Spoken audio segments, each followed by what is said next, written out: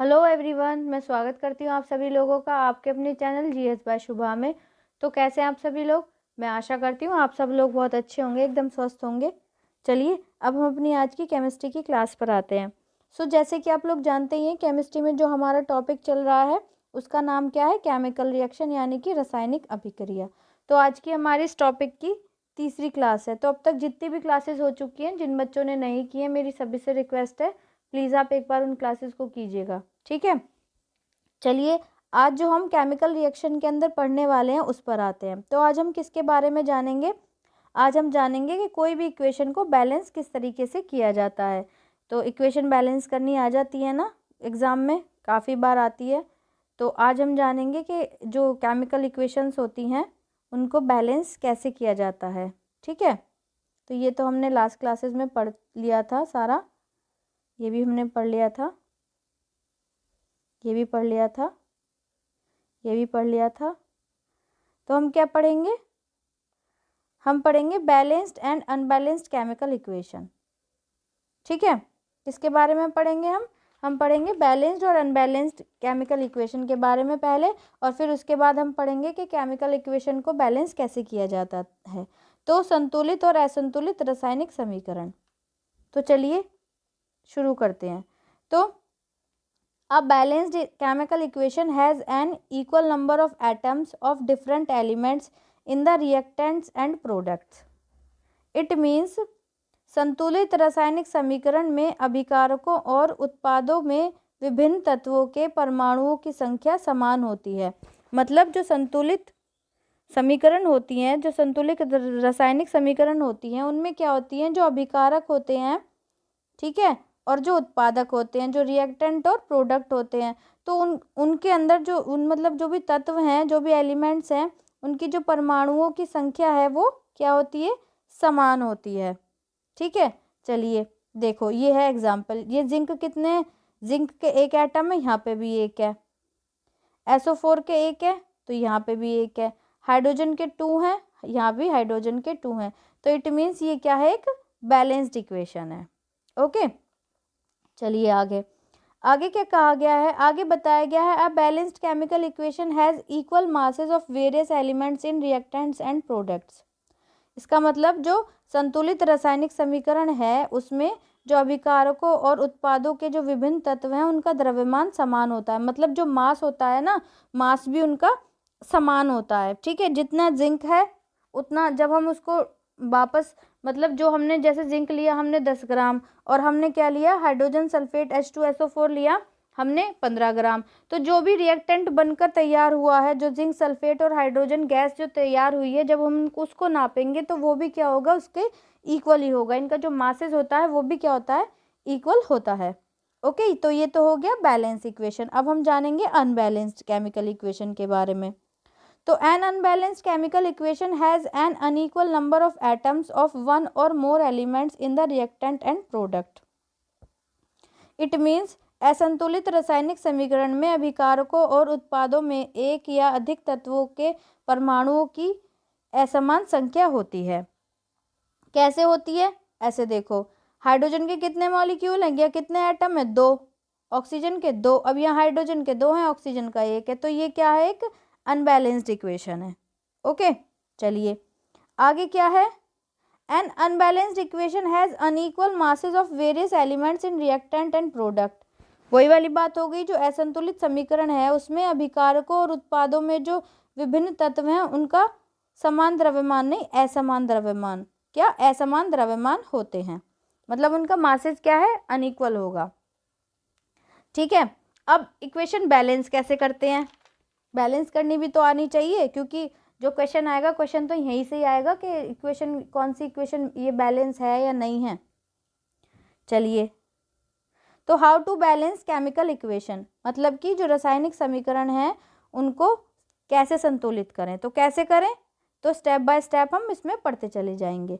तो इसमें सबसे पहले क्या बताया गया है, write down the chemical reaction in the form of word equation keeping the reactant on the left side and product on the right side.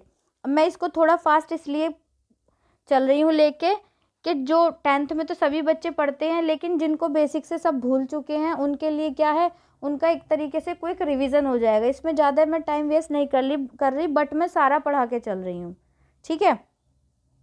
तो इसका मतलब क्या है, जो अभिकारक हैं, अभिकारकों को तो बाईं ओर और उत्पादकों को हम, जो प्रोडक्ट होते हैं उनको यहाँ लिखते हैं और जो रिएक्टेंट होते हैं उनको हम इस तरफ लिखते हैं। दाईं ओर रखते हुए रासायनिक अभिक्रिया में शब्द समीकरण के रूप में लिखते हैं, ठीक है। सबसे पहली बात ये हो गई। दूसरी बात क्या है, put the symbol of formula of all the reactant and product in the word equation. अब हम जो फॉर्मूला लिखेंगे उनको वर्ड इक्वेशन के फॉर्म में लिखेंगे, ठीक है। सभी अभिकारकों और उत्पादों के प्रतीक और सूत्र को शब्द समीकरण में रखें। मतलब जो प्रतीक और सूत्र होते हैं ना उनको लिखेंगे। जैसे मीथेन है तो मीथेन का मीथेन ना लिख के हम CH4 लिखेंगे, ठीक है। तो उनको फॉर्मूले की फॉर्म में हम लिखेंगे। ओके, चलिए नेक्स्ट क्या है, balance the equation by multiplying the symbol and formula by the smallest possible figure. Do not change the formula to balance the equation. इसका मतलब क्या है, इसका मतलब है कि प्रतीकों और सूत्र को सबसे छोटे संभावित अंकों से गुणा करके समीकरण को संतुलित करें। मतलब समीकरण को संतुलित करने के लिए सूत्र को न बदलें। मतलब जब हम इक्वेशन में बैलेंस करेंगे तो उसमें हम क्या करेंगे, मल्टीप्लाई करेंगे।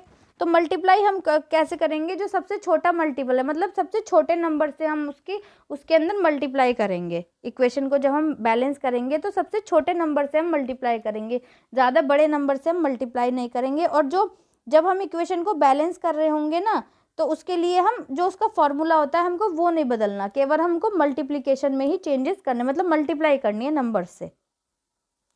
ओके, चलिए नेक्स्ट क्या है, नेक्स्ट है if possible make the equation more informative by indicating the physical state of reactant and product, by indicating the heat changes if any taking place in the reaction, and by indicating the condition under which the reaction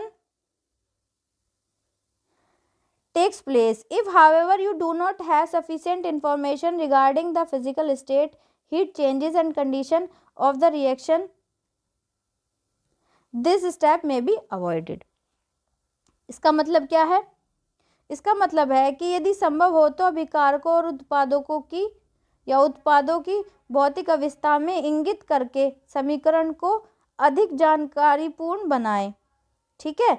अभिक्रिया में होने वाले ताप परिवर्तन यदि कोई हो को इंगित करके और उन परिस्थितियों या संकेत देकर जिनके तहत अभिक्रिया होती है। मतलब सारी जो है उसको हमको इंडिकेट करना है कि गैस है या फिर टेम्परेचर है, हीट है, उनको होती है, ठीक है। यदि तथापि आपके पास भौतिक अवस्थाओं के संबंध में पर्याप्त जानकारी नहीं है तो गर्मी परिवर्तन या फिर हीट से मतलब है और अभिक्रिया की स्थिति इस कदम से बचा सकते हैं। मतलब हम उसको नहीं भी लिख सकते हैं उसको ऐसे ही। मतलब ये नहीं है कि हम इसको हीट है या ये गैस है या सॉलिड में है उसमें है, अगर हमको नहीं भी है तो सिंपल हम उसको क्या है फॉर्मूले की फॉर्म में लिखेंगे। जो भी हमको मिला है, जो भी आइटम्स हैं, जो भी एलिमेंट्स हैं उनको फॉर्मूले की फॉर्म में लिखेंगे और फिर उनको फिर बैलेंस करने की कोशिश करेंगे, ठीक है।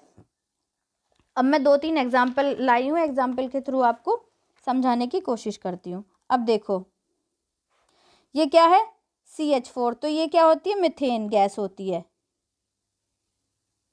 क्या होती है ये, मीथेन। ये क्या है O2, ये क्या आती है, ऑक्सीजन। तो जब इनका रिएक्शन करवाया तो हमने क्या बना, CO2 बना, कार्बन डाइऑक्साइड, और वाटर बना H2O। लेकिन यहाँ क्या है, मीथेन के कितने हैं, कार्बन का एक है, हाइड्रोजन के 4 एटम है। अब यहाँ है हाइड्रोजन के 2 एटम, कार्बन का 1 एटम। अब यहाँ ऑक्सीजन के 2 एटम है, यहाँ ऑक्सीजन के कितने हैं, 2 और 1 3 एटम है। तो इसका मतलब ये क्या है, अनबैलेंस है। अब हम इसको बैलेंस कैसे करेंगे, बैलेंस ऐसे करेंगे कि यहाँ हमने 2 से मल्टीप्लाई कर दी तो हाइड्रोजन के कितने हो गए, 2 2 जा 4, ऑक्सीजन के भी 2 हो गए, 2 हो यहाँ और 2 यहाँ, तो ऑक्सीजन के कितने हो गए ये, कार्बन डाइऑक्साइड। अब कार्बन के भी कितने हो गए ये, यहाँ पे भी 2 से मल्टीप्लाई हो जाएगी, यहाँ पे भी 2 से मल्टीप्लाई हो जाएगी, ठीक है। नहीं यहाँ पे नहीं होगी, हाँ। तो ये क्या है, तो ये क्या है, एक तरीके से ये मल्टीप्लाई नहीं होगी।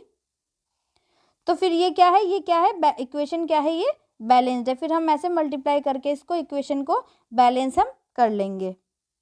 ठीक है, चलिए हम नेक्स्ट आगे चलते हैं। आगे क्या आता है हमारा CuSO4, जिसको हम क्या बोलते हैं, कॉपर सल्फेट बोलते हैं। क्या बोलते हैं हम, कॉपर सल्फेट। ये NaOH है, NaOH को क्या बोलते हैं हम, सोडियम हाइड्रोक्साइड, सोडियम हाइड्रोक्साइड। अब जब इन दोनों ने आपस में रिएक्शन करी तो क्या बना, कॉपर हाइड्रोक्साइड बना। क्या बना, कॉपर हाइड्रोक्साइड, और साथ में सोडियम सल्फेट बन गया, है ना। तो ये क्या है, अब ये इक्वेशन बैलेंस नहीं है। इक्वेशन क्या है, ये बैलेंस नहीं है। तो इसको हम बैलेंस किस तरीके से करेंगे, इसमें हम किस तरीके से इसको बैलेंस करेंगे, हम यहाँ पे 2 की मल्टीप्लाई कर देंगे। कहाँ पे, यहाँ पे हम इसमें हम 2 की मल्टीप्लाई कर देंगे। तो फिर जब हम देखेंगे सोडियम ये सारी, फिर ये क्या आएगी इक्वेशन, ये इस तरीके से पूरी सारी बैलेंस हो जाएगी। ठीक है, चलिए नेक्स्ट आगे चलते हैं। आगे क्या कहा गया है, आगे बताया गया है ये क्या है, ये है आयरन, ये क्या है, ये है स्टीम या वाटर। फिर इससे क्या है, आयरन के ऑक्साइड है ये, और ये हाइड्रोजन गैस है। तो जब हमने इसको, ये क्या है, अनबैलेंस्ड है, जब इसको हमने बैलेंस करा तो यहाँ पे हम 3 की मल्टीप्लाई करेंगे, यहाँ पे हम 4 की मल्टीप्लाई करेंगे, यहाँ पे हम 4 की मल्टीप्लाई करेंगे। फिर जब हम इनको सबको काउंट करेंगे तो ये क्या आएगी, ये सब बैलेंस हो जाएगा। ठीक है, तो ये क्या था, ये एक तरीके से बस आपको एक समझाने का पर्पस था, जिससे आपको ये चीज़ें समझ आ जाए। जब इस टॉपिक का हम जब MCQs की फॉर्म में करेंगे तो वो उसमें आपको और अच्छे डिटेल से और अच्छे तरीके से सारा कुछ समझ आ जाएगा।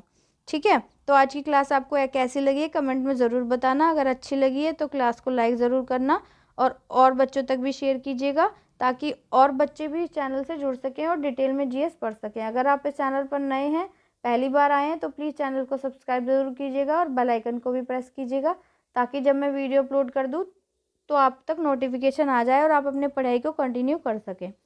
सो गाइज, आज के लिए इतना ही, मिलते हैं नेक्स्ट क्लास में।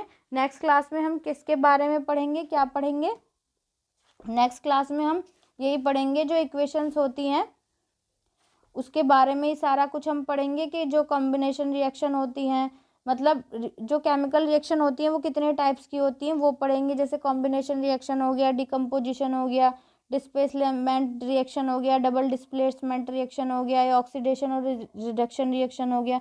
तो इसके बारे में हम डिटेल में पढ़ेंगे। तो इतना तो, ये तो जो अब तक पढ़ाया है 2-3 क्लास में, ये तो बस बेसिक था, कि जिससे आपको चीज़ें के बारे में पता चल जाए। बस थोड़ा सा जो आज मैंने कराया इससे क्वेश्चन आता है, इससे क्वेश्चन आने स्टार्ट होते हैं। अब जब आगे पढ़ेंगे कॉम्बिनेशन रिएक्शन वगैरह, उसमें से भी क्वेश्चन आपके एग्जाम में पूछे जाते हैं। ठीक है, तो आज के लिए इतना ही, मिलते हैं कल की क्लास में, तब तक के लिए थैंक यू वेरी मच।